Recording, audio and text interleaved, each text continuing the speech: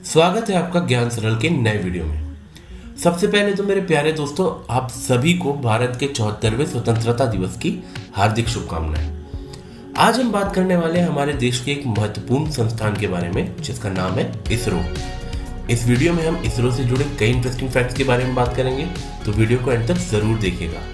आपको मेरा वीडियो कैसा लगा या इससे जुड़े कोई सजेशन या फीडबैक हो तो प्लीज़ मुझे कमेंट करके ज़रूर बताइएगा। तो चलिए दोस्तों, आगे बढ़ते हैं और वीडियो को शुरू करते हैं।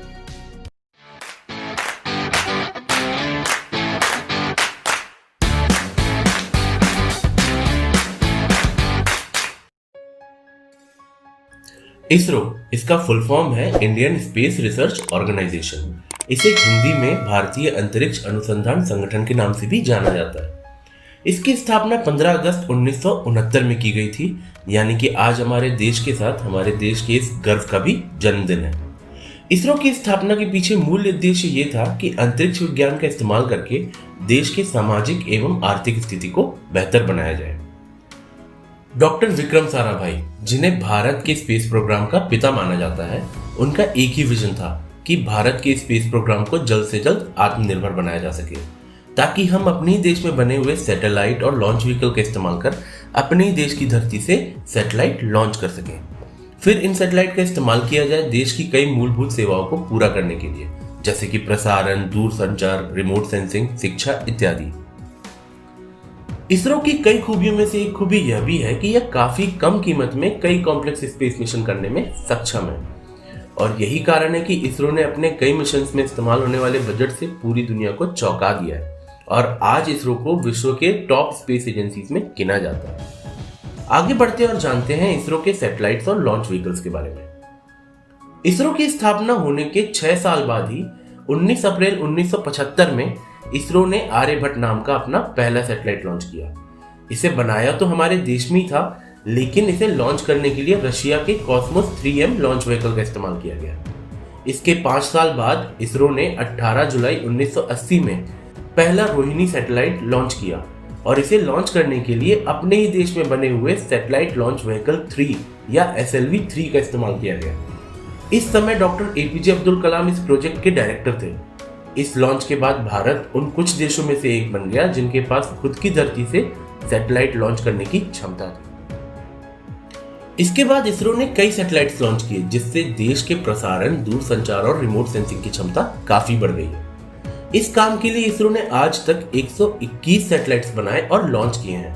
अभी इसी साल जनवरी 17 को भी इसरो ने GSAT-30 नाम का एक संचार या कम्युनिकेशन सैटेलाइट लॉन्च किया, जिससे भारत की प्रसारण और टेलीकम्युनिकेशन की क्षमता काफी हद तक बढ़ गई है। आगे बढ़ते और जानते हैं इसरो के कुछ ऐसे ऐतिहासिक मिशन के बारे में जिसने पूरी दुनिया को हैरान कर दिया। सन 2008 में इसरो ने पहला चंद्रयान मिशन लॉन्च किया। यह एक लूनर प्रोब था जिसने चांद की सतह से 100 किलोमीटर ऊपर ऑर्बिट करते हुए चांद की सतह के बारे में जानकारी इकट्ठा की। इस प्रोब की मदद से इसरो विश्व का 6वां ऐसा स्पेस एजेंसी बन गया जिसने चांद पर अपना ऑर्बिटर भेजा। हालांकि ये प्रोब 2 साल तक काम करने के लिए बनाया गया था, लेकिन थर्मल शील्डिंग में आई खराबी के कारण इसे सिर्फ 10 महीनों तक ही इस्तेमाल किया जा सका। इस 10 महीनों में भी चंद्रयान 1 ने चांद से जुड़े कई नए तथ्यों को खोजा, जिनमें से एक यह भी था कि चांद पर पानी मौजूद है। सन 2013 में मार्स ऑर्बिटर मिशन, जिसे मंगलयान के नाम से भी जाना जाता है, लॉन्च किया गया। इस मार्स ऑर्बिटर का मिशन था मार्स के चक्कर लगाते हुए वहां के वातावरण और मिनरल कंपोजिशन से जुड़े हुए जानकारी को इकट्ठा करना। मार्स मिशन के सफल लॉन्च के बाद भारत विश्व का 4था ऐसा देश बन गया जिसने मार्स पर सक्सेसफुली किसी ऑर्बिटर को भेजा। इसके साथ ही ऐसा पहली बार हुआ था कि किसी देश ने अपने पहले ही कोशिश में मार्स ऑर्बिटर को सक्सेसफुली मार्स के ऑर्बिट तक पहुंचाया। साथ ही साथ एक और इंटरेस्टिंग फैक्ट यह भी है कि इसरो का मार्स ऑर्बिटर मिशन विश्व का सबसे कम कीमत वाला मार्स ऑर्बिटर मिशन है। इस मिशन में केवल 450 करोड़ रुपए ही खर्च हुए थे। इसके अलावा 15 फरवरी 2017 में इसरो ने एक ही मिशन में 104 सैटेलाइट्स को सक्सेसफुली लॉन्च किया, जो कि अपने आप में ही एक बहुत बड़ी बात है। इससे पहले का जो रिकॉर्ड था वो था 37 सैटेलाइट्स को लॉन्च करने का, और ये रिकॉर्ड बनाया था रशिया ने 2014 में। इस मिशन में केवल 3 सैटेलाइट्स हमारे देश के थे और बाकी 101 सैटेलाइट्स दूसरे देशों के थे। इसके बाद 22 जून 2019 को चंद्रयान 2 मिशन को लॉन्च किया गया। इस मिशन का उद्देश्य था चांद के साउथ पोल के करीब सॉफ्ट लैंडिंग करके वहां की सतह का केमिकल एनालिसिस कर उसका डेटा हमें भेजना। चंद्रयान 2 मिशन को 3 हिस्सों में बांटा गया था, ऑर्बिटर, विक्रम लैंडर और प्रज्ञान रोवर। इसे लॉन्च करने के लिए इसरो ने अपना आज तक का सबसे ताकतवर लॉन्च व्हीकल GSLV Mk3 का इस्तेमाल किया था। लॉन्च तो सक्सेसफुल था, लेकिन चांद की सतह पर सॉफ्ट लैंडिंग करते वक्त सॉफ्टवेयर में आए ग्लिच के कारण विक्रम लैंडर चांद पर ही क्रैश हो गया। लेकिन इसके बाद भी मिशन पूरी तरह से फेल नहीं हुआ, क्योंकि चंद्रयान 2 का मून ऑर्बिटर आज भी पूरी तरह से ऑपरेशनल है।